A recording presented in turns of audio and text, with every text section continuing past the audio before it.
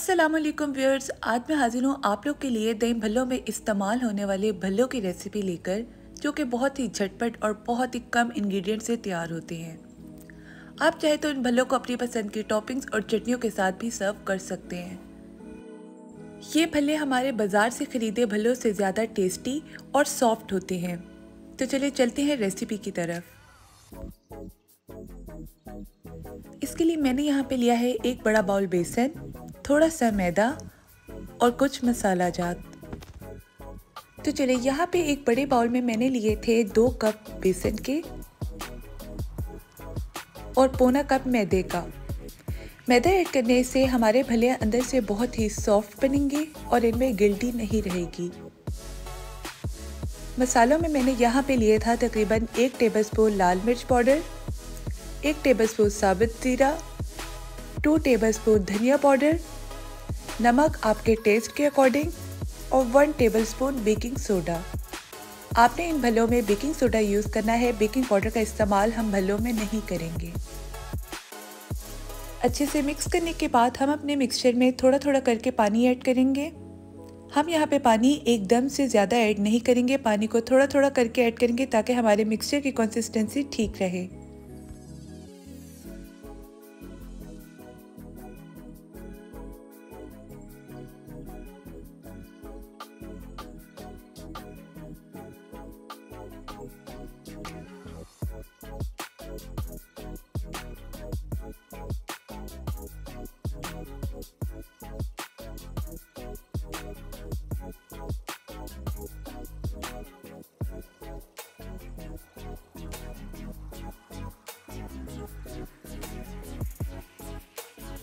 जी, तो यहाँ पे देखिए हमारे बैटर की कंसिस्टेंसी कुछ इस तरह की होनी चाहिए। बैटर को 5 to 10 मिनट्स का रेस्ट देंगे। तब तक के लिए मैंने यहाँ पे एक पैन में ऑयल गर्म होने रख दिया था। तो चलिए अब फ्राई करेंगे हम अपने भल्लों को। हमने यहाँ पे भल्लों का साइज़ छोटा रखना है क्योंकि बेकिंग सोडा यूज़ करने की वजह से हमारे भल्ले साइज़ में ऑलरेडी डबल हो जाएंगे। आप इन भल्लों को लो से मीडियम फ्लेम पे फ्राई करेंगे, इससे हमारे भल्ले फूलेंगे भी और गोल भी बनेंगे। याद रखें, अगर आप इन भल्लों को मीडियम से हाई फ्लेम पे फ्राई करेंगे तो ना ही अब हमारे भल्ले फूलेंगे और ना ही इनकी शेप ठीक बनेगी।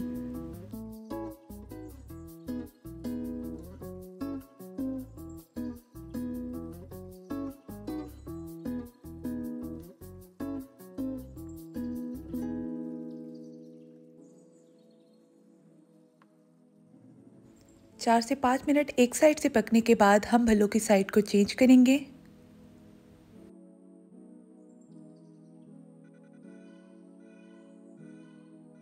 जी, तो ये देखिए यहाँ पे हमारे भल्लों पे बहुत ही खूबसूरत सा कलर आ चुका है। अब हम इसको पैन में से निकाल लेंगे।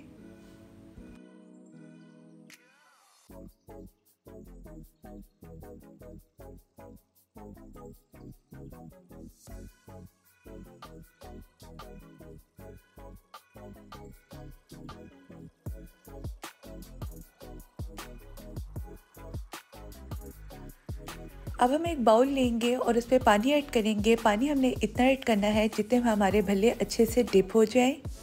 यहाँ पे ध्यान रहे कि आपने पानी नीम गरम लेना है। अब हम अपने भल्लों को इसमें डिप करेंगे और 15 से 20 मिनट के लिए कवर करके रख देंगे। ये भल्ले हमारे बाजार से खरीदे हुए भल्लों से बहुत ही ज़्यादा सॉफ्ट और टेस्टी बनते हैं। 15 से 20 मिनट के बाद आप देखें हमारे भल्ले कितने ही सॉफ्ट हो चुके हैं। अब हम इसको पानी से निकाल के अपने सर्विंग बाउल में डालेंगे।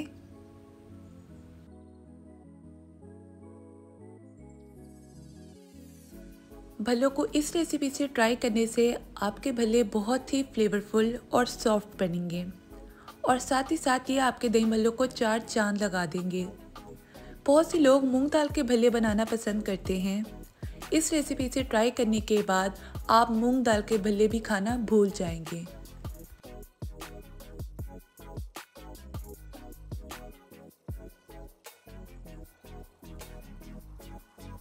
यहाँ पे मैं फलों को सर्व करूँगी अपनी स्पेशल टमाटर और प्याज की बनी चटनी से।